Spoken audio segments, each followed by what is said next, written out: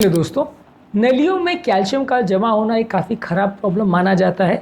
Usually उम्र के साथ हृदय की नलियों में कैल्शियम जमा होने लगता है। इसकी वजह से नलियों में ब्लॉकेजेस होने का चांस और ब्लॉकेजेस से रिलेटेड टेक्निकल इश्यूज बढ़ जाते हैं, क्योंकि जब इन ब्लॉकेजेस का आप ट्रीटमेंट करने के जाते हैं तो इनको मैनेज करना अक्सर बहुत मुश्किल हो जाता है, क्योंकि नलियों में कैल्शियम जमा बहुत ज़्यादा होता है। इन नलियों में सिंपल एंजियोप्लास्टी टेक्निक्स वर्क नहीं करती, कॉम्प्लिकेशन रेशो ज़्यादा होता है, साइड इफेक्ट्स और री ब्लॉकेज का चांसेस भी काफ़ी ज़्यादा होते हैं। तो अक्सर लोग हमसे पूछते हैं कि ये कैल्शियम डिपॉजिट्स को कम करने के लिए क्या किया जा सकता है, क्या ऐसे कोई डाइटरी नुस्खे हैं जिससे नली के कैल्शियम डिपोजिशन को हम कुछ हद तक कम कर सकते हैं।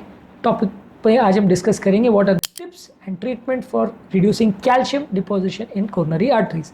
टॉपिक पर जाने से पहले जो लोग हमारे चैनल पर नए हैं उन्हें रिक्वेस्ट करूँगा कि चैनल को सब्सक्राइब करें, वीडियोज़ को लाइक करें, शेयर करें, फॉलो करें, कमेंट करें, पूरा देखें।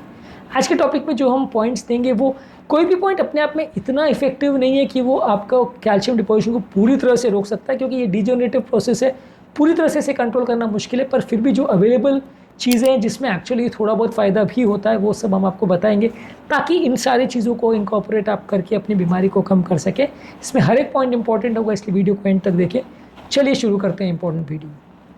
सबसे पहला आपको सैचुरेटेड और ट्रांस फैट्स को कम करना है। जितना नली में कोलेस्ट्रॉल डिपोजिशन होगा उतना आपका कैल्शियम डिपोजिशन भी कंपैरेटिवली बढ़ेगा। जितना हेल्दी फैट्स आप लेते हैं जैसे नट्स, सीड्स और फैटी फिशेस, ये आपके कैल्शियम डिपोजिशन के चांसेस को भी कम करती है और इससे ओवरऑल आपका नलियों में कोलेस्ट्रॉल डिपोजिशन और उनके ऊपर कैल्सिफिकेशन ये कम हो जाता है। ज़्यादातर ये कैल्शियम जो होता है वो कोलेस्ट्रॉल के ऊपर ही ज़्यादातर जमा होता है, तो ये कम करने से आपको कुछ फ़ायदा मिलेगा। और ये हेल्दी फैट्स जो रहते हैं कंपैरेटिवली बॉडी के ऑक्सीडेटिव स्ट्रेस को भी कम करते हैं, जिससे कैल्सिफिकेशन का प्रोसेस कुछ हद तक कम हो सकता है।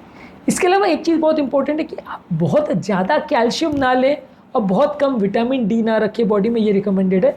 स्टडीज़ ने शो किया है कि आप अगर बहुत ज़्यादा मात्रा में एक्सेसिव कैल्शियम अगर खाते हो तो डिपोजिशन का चांस बढ़ जाता है। तो एक इंपॉर्टेंट ट्रेंड है कि लोग कई बार एक्सेसिव कैल्शियम की टैबलेट्स लाते हैं हड्डियों की हर बीमारी के लिए, जॉइंट पेन के लिए, ज़िंदगी भर कैल्शियम खाते रहते हैं। ये नुकसानदायक है और उससे नलियों में कैल्शियम डिपॉजिट होने का चांस बढ़ सकता है, इसलिए इसे अवॉइड करें। विटामिन डी की यदि कमी हो तो उसकी वजह से भी कई बार कैल्शियम डिपोजिशन ज़्यादा हो सकता है, इसलिए विटामिन डी कम नहीं होना चाहिए, कैल्शियम ज़्यादा नहीं होना चाहिए। इसके अलावा एक दवाई है विटामिन K2 करके, जो कि बेसिकली एक विटामिन है। इसके वैसे नेचुरल सोर्सेज बहुत कम है, इसलिए ज़्यादातर इसको टैबलेट्स के फॉर्म में दिया जाता है। इसके साथ थोड़ा बहुत डेटा अवेलेबल है जो ये शो करता है कि कैल्शियम डिपोजिशन को चांसेस को ये कुछ हद तक कम कर सकता है। हालांकि ये बहुत ज़्यादा इफेक्टिव नहीं है, उसको खाने से पूरा जमा कैल्शियम चला जाएगा ऐसा बिल्कुल नहीं है, पर हाँ ये विटामिन कुछ हद तक आपके कैल्शियम डिपोजिशन के चांसेस को कम कर सकता है। इसके अलावा खाने में फाइबर्स वाली चीज़ ज़्यादा खाइए। फ्रूट्स, वेजिटेबल और होल ग्रेन जो है ये ब्लड कोलेस्ट्रॉल लेवल्स को कम करते हैं, जिससे नलियों में ब्लॉकेजेस होने का चांस कम होता है और इससे आपका ओवरऑल नलियों का कैल्सिफिकेशन भी कम होता है। खाने में सोडियम का भी इंटेक कम रखिए। ज़्यादा मात्रा में नमक लेने से नलियों में ब्लड प्रेशर बढ़ता है। नलियों का ब्लड प्रेशर जब बढ़ता है तो आर्टेरियल कैल्सिफिकेशन होने का चांस ज़्यादा होता है, इसलिए खाने में नमक की मात्रा को जितना बने कम रखिए। इसके अलावा कोशिश करिए रेगुलर बेसिस पे एक्सरसाइज करने का। जितना ज़्यादा आप एक्सरसाइज करेंगे उतना नलियों में कैल्शियम डिपोजिशन होने का चांस कम होगा। एक तरह से बॉडी का ऑक्सीडेटिव स्ट्रेस भी कम होता है और नलियों में डैमेजिंग जो प्रोसेस है एज रिलेटेड वो भी कम होती है। स्मोकिंग एक इंपॉर्टेंट रिस्क फैक्टर है। ज़्यादा स्मोक करने से आपको नलियों में कैल्सिफिकेशन होने का चांस बढ़ जाता है, तो स्मोकिंग बंद करने से आपको कुछ फ़ायदा देखने को मिल सकता है। इसके अलावा मेंटल स्ट्रेस भी एक रिस्क फैक्टर है। योगा, प्राणायाम, डीप ब्रीदिंग एक्सरसाइज, इस तरह की चीज़ें करके यदि आप मानसिक तनाव को कम कर सकते हैं तो इससे भी नलियों में कैल्शियम जमा होने का प्रोसेस कुछ हद तक कम हो सकता है। इसके अलावा यदि आपका ब्लड प्रेशर बेसलाइन ज़्यादा है तो उसे भी कम करिए। नमक कम रखें तो आप इसमें मदद करेंगे, पर अगर ब्लड प्रेशर ज़्यादा है तो उसे कंट्रोल करने के लिए टैबलेट्स अगर आप लेते हैं तो उससे भी आपका ब्लड प्रेशर कम होगा, इससे भी नलियों का कैल्सिफिकेशन कम होगा। जैसा कि हमने बोला कि नलियों में जितना हाई ब्लड प्रेशर रहेगा उतना नलियों में कैल्सिफिकेशन ज़्यादा होगा, तो इससे थोड़ा खुद को बचाने का प्रयास करिए।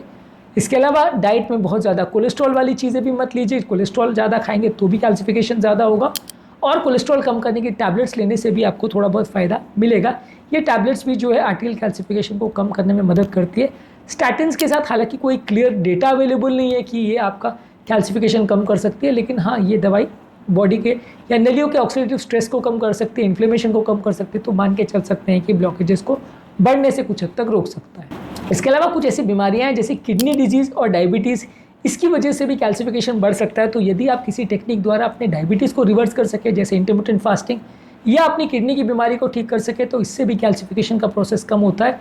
ओवरऑल बॉडी का इन्फ्लेमेशन भी इससे कम होता है, तो इसको भी आप रेगुलर बेस पे ले सकते हैं। विटामिन K2 का मैंने ऑलरेडी बोला, इसका डाइटरी सप्लीमेंट्स आप ले सकते हैं। इसको डाइटरी फॉर्म में लेते हैं या टैबलेट फॉर्म में लेते हैं, ये कैल्सिफिकेशन को कम करने में कुछ हद तक मदद करेगा। इसके अलावा बाकी जो मेडिसिन है वो बहुत ज़्यादा इफेक्टिव नहीं है। स्टैटिन्स आप ट्राई कर सकते हैं। कुछ प्रोसीजर्स हैं जो अगर नली में ऑलरेडी कैल्शियम हो गया है तो उसको रोटाब्लेशन करके या लेज़र द्वारा या एंजियोप्लास्टी द्वारा आप उसको हटा सकते हैं। कटिंग बलून द्वारा आप उसको फैसिलिटेट कर सकते हैं, उस कैल्शियम को हटाकर स्टेंट कर सकते हैं। ये सारी चीज़ें आप कर सकते हैं। यदि कैल्सिफिकेशन और ज़्यादा है या बहुत ज़्यादा है तो ये सारी चीज़ों का आप प्रयोग कर सकते हैं। लेकिन at the end of the day कोई भी मेडिसिन या कोई भी टेक्निक बहुत ज़्यादा इफेक्टिव नहीं है कैल्शियम को कम करने के लिए। ये सारी चीज़ों को करने से आपको कुछ हद तक फ़ायदा ज़रूर मिलेगा, लेकिन आपको 100% गारंटेड रिजल्ट्स नहीं मिलेंगे कि आपका जिस हिसाब से दवाइयाँ कोलेस्ट्रॉल को कम करती हैं उतना कैल्सिफिकेशन के प्रोसेस को कम करना मुश्किल है। कई लोग की थोड़ी जेनेटिक टेंडेंसीज होती है जिसकी वजह से कैल्सिफिकेशन ज़्यादा होता है। इसमें अभी भी रिसर्च चालू है, लेकिन बहुत कोई सब्सटैंशियल मटेरियल अवेलेबल नहीं है जो इस कैल्सिफिकेशन के प्रोसेस को पूरी तरह से कम कर सके।